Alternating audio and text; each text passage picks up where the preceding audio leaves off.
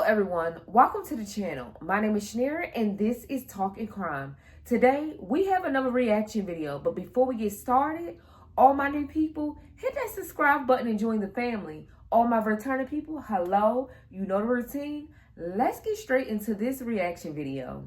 So you guys have been patiently waiting for the story and I have been putting it off.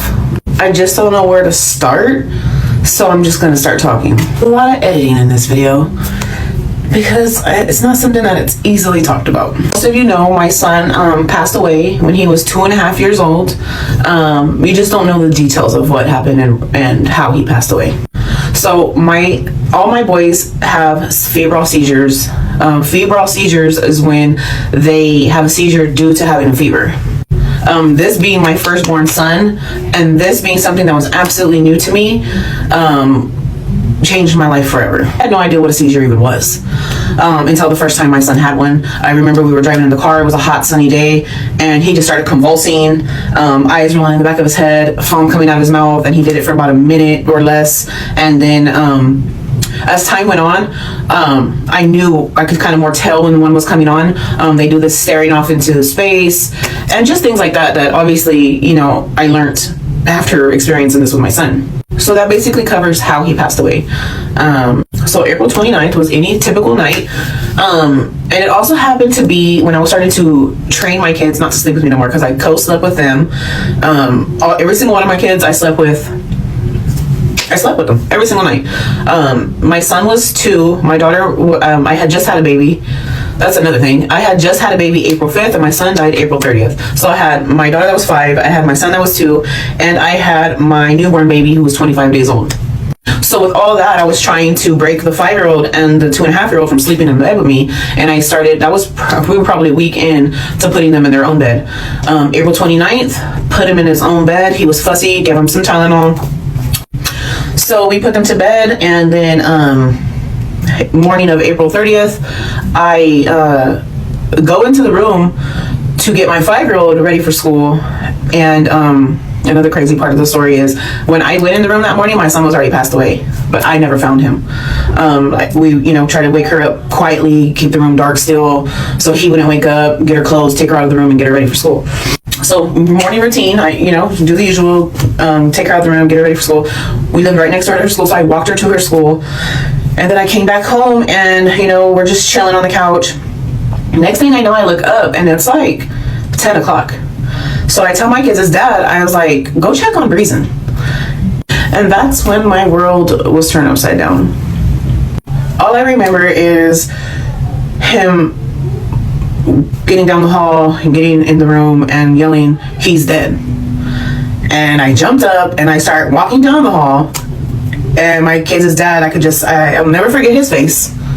And he just kind of jumped back and he was like, he's dead. And I just started screaming. The whole complex said that they could hear me screaming. So I called 911 and, you know, the detectives and everybody gets there.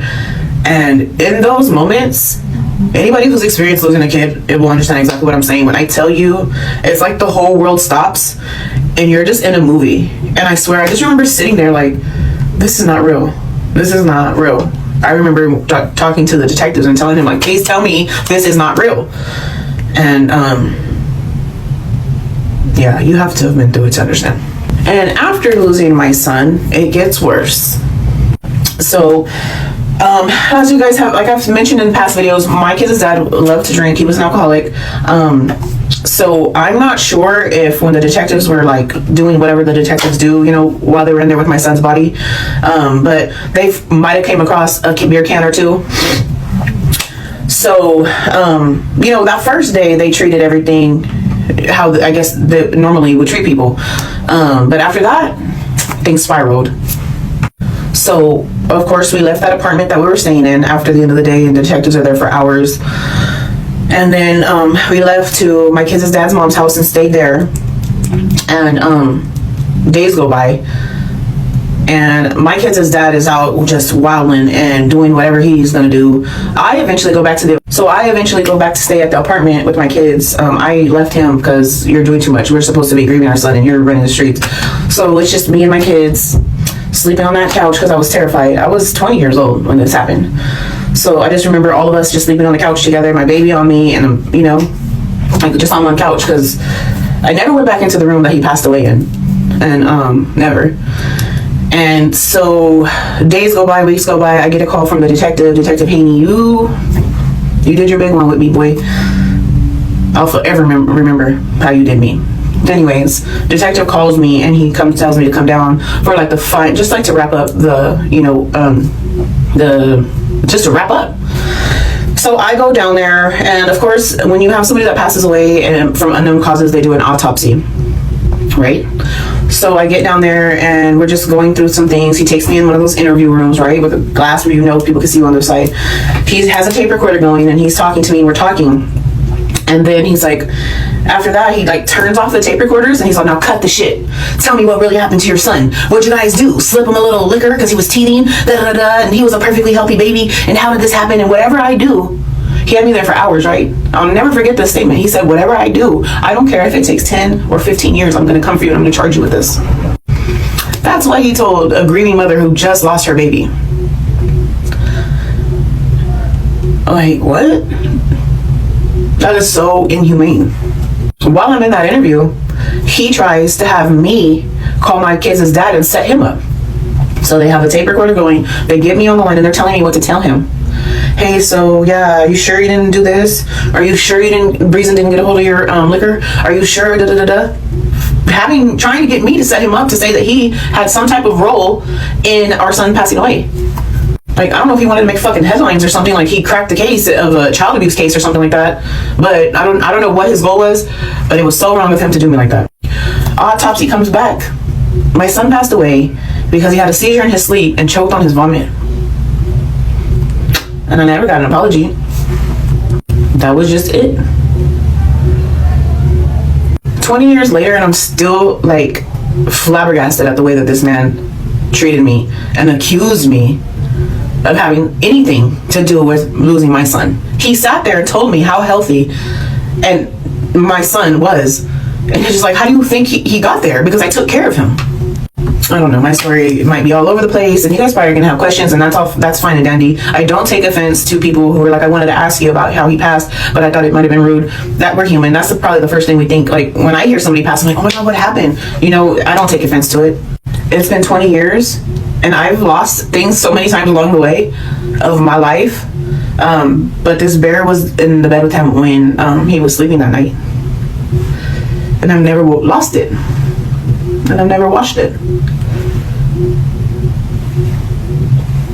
But yeah, guys, that was one of the most traumatic things I've ever experienced in my life.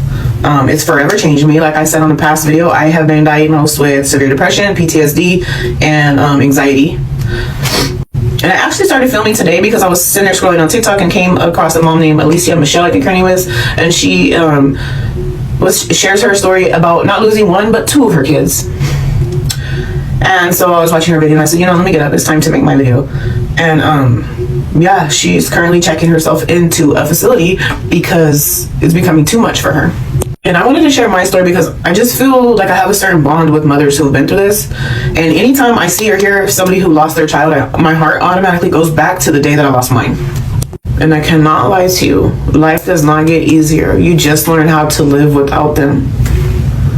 I know I've left some things out, some details out somewhere along the lines, but yeah, because that's another traumatic thing that your girl has experienced in life.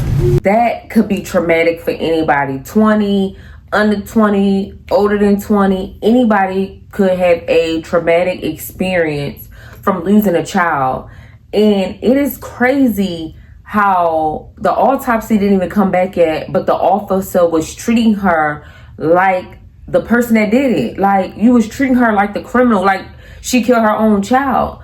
Now, of course, there are parents out there, mothers, fathers, etc., that do allow their child to just roam freely around the house, knowing they have alcohol or drugs or something somewhere, and that child get a hold of it, or kill their child intentionally. But you don't know if that's her story. So why wait all these months to call her in and interrogate her when you could have waited a little longer for the autopsy? Like, it just bothers me that y'all put this off so long, questioned her, then made her secretly try to talk her child's father into saying he did it. Well, y'all could have waited for the autopsy. Y'all waited that long to call her down in. Wait into the autopsy. And it's a traumatic experience when you have to even go through interrogation and they're blaming you for the loss of your child. Now you have so much stuff going through your head. And am I the cause? Like, what happened? Like, you now blaming yourself because you literally don't know what happened to your child. I just wish that officer would have apologized to her. But at the end of the day, like, she was going through a situation that no mother or father would want to go through, like, period. Y'all, drop down in the comment section what you think about this story. Do you think that the officer was just doing his job, or he was overdoing his job at the time? Do you think he should have waited until the autopsy came in? Like, what do you think about this story? You guys, if you have watched all the way to the end, don't forget to hit that subscribe button and join the family. You guys, if you are subscribed, hello, I'm happy you are here. And don't forget to like, comment, and share. I hope you all have a blessed day. Peace.